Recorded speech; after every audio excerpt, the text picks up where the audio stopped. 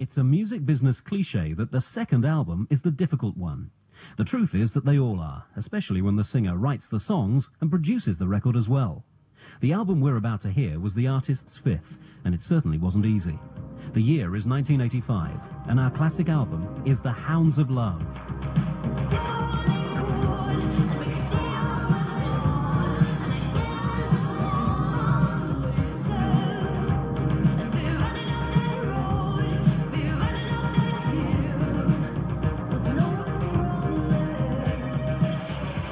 Looking back with me for the next hour is Kate Bush. I think it was probably the most difficult stage I've been at so far.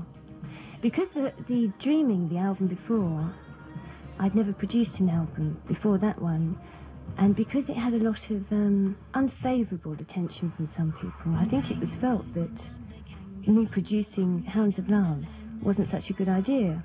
And for the first time I felt I was actually meeting resistance artistically. I felt the album had done very well to reach number 3, but I felt under a lot of pressure, and I wanted to stay as close to my work as possible.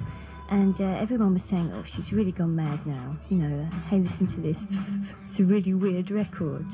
But it was very important that it happened to me, because it made me think, right, do I really want to produce my own stuff? You know, do I really care about being famous? And I was very pleased with myself that, no, it didn't matter as much as making a good album.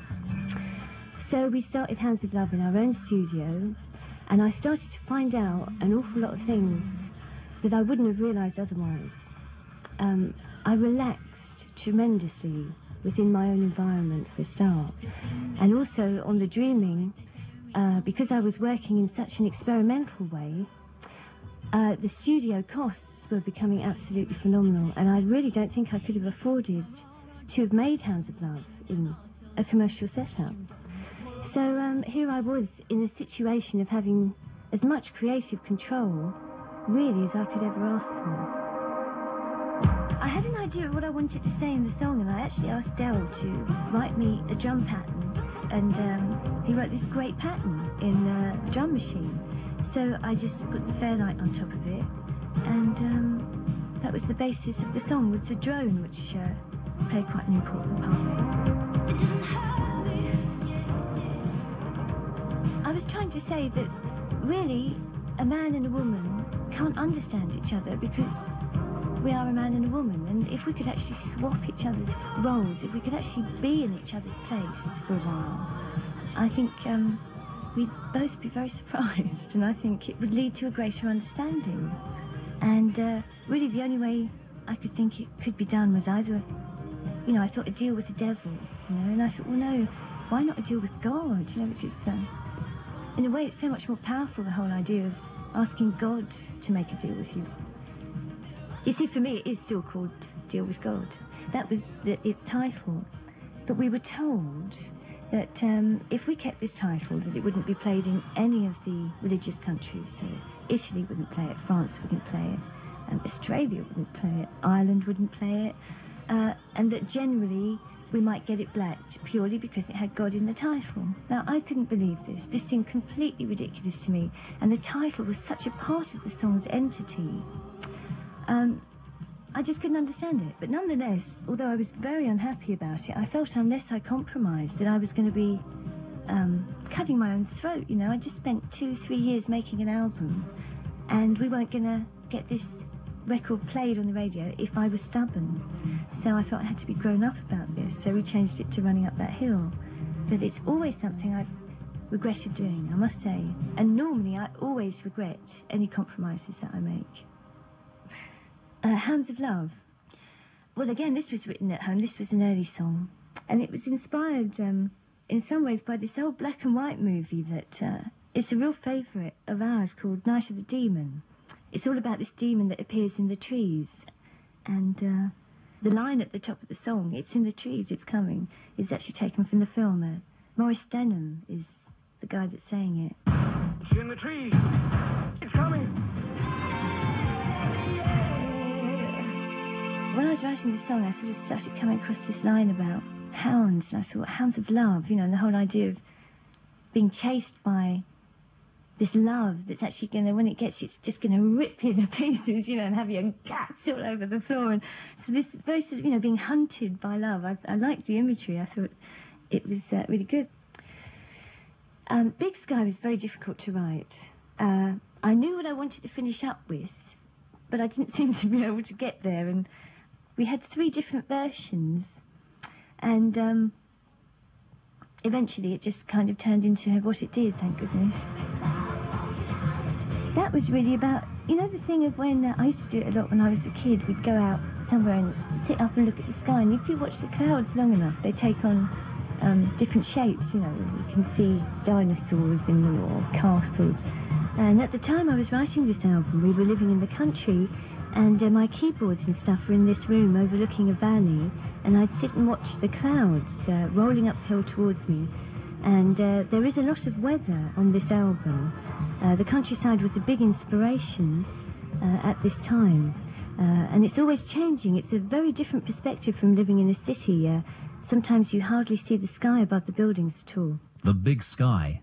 Kate had first used a fairlight on her 3rd album, Never Forever, and by the time she made Hounds of Love, it had become a key element in the creative process. I'd say with this album that most of the songs were written on fairlight and synth, and not piano, which was moving away really from the earlier albums where all my material was written on piano. And there is something about the character of a sound. You hear a sound and it has a whole quality of its own, that it can be sad or happy, and that immediately conjures up images which can of course help you to think of ideas that lead you on to a song. So everything is crucial for trying to find some direction with inspiration. And really, sounds now, I think, are pieces of gold for people. You know, a good sound is worth a lot artistically. Quite often I find synthetic sounds create a coldness that if the track is lonely or sad or dark, sometimes you want that kind of coldness, that machine-like coldness, which is very specific. And with acoustic instruments, you get normally a very warm human presence, and something that's intimate and really there, something that breathes. You know, it's not this kind of dead, cold machine. And I feel that both are very usable, depending on what you want to say. How about Mother Stands for Comfort, for instance? Well, the personality that sings this track is very unfeeling in a way, and the cold qualities of synths and machines were appropriate here. There are many different kinds of love, and the track's really talking about the love of a mother, and in this case she's the mother of a murderer, in that she's basically prepared to protect her son against anything, because in a way it's also suggesting that the son is using the mother as much as the mother is protecting him. It's a bit of a strange subject matter, isn't it, really? She knows that I've been doing something wrong. Mother Stands for Comfort. Our classic album is The Hounds of Love by Kate Bush, and the next track is Cloud Busting. This was very special to me because it was all inspired by a book that I'd found years ago. And I went into a bookshop I used to go into regularly and just saw this. I liked the title. It said A Book of Dreams, and took the book off the shelf. I'd never done it before, an unknown book. And it was this beautiful story by this guy called Peter Reich. And it's all about his view of his father, but through the eyes of a child. So it was all about his childhood and how he saw his father as this incredibly magical figure. And his father was Wilhelm Reich, and he was a very respected psychoanalyst, I believe. But his work became controversial, and he was eventually arrested and died in prison. But one of the things that features in the book is how he used to go with his father cloud busting. And his father had this machine that when you pointed it up to the sky, you could make the clouds disperse, or you could gather them together, and if you gathered them together it would rain. And the machine was all based on orgone energy, which was one of the bases of Reich's teachings. And the book is just extraordinary. It's so sad, but it's also got this beautiful kind of happy innocence that goes with childhood. And as the guy grows up in the book, it does get sadder and sadder as you can feel him hanging on to his childhood. And the book really touched me, and the song is really trying to tell that story. I still dream.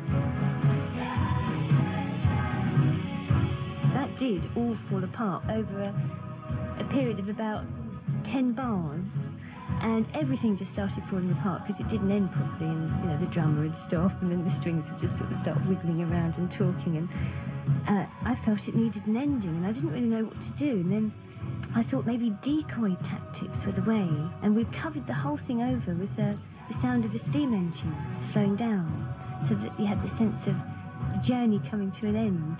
And it worked. It covered up all the falling apart and actually made it sound very complete in a way. And we had terrible trouble getting a sound effect of a steam train. So we actually made up the sound effect out of various sounds, and Del was the steam. And, you know, we got a whistle on the fairlight for the poo-poo. The continuous flow of music on a compact disc masks the fact that Hounds of Love and The Ninth Wave were conceived as two quite separate sides to the album. Yes, they were. I started off writing, I think, Running Up That Hill, Hounds of Love, and then I think probably Dream of Sheep. And once I wrote that, that was it. That was the beginning of what then became the concept.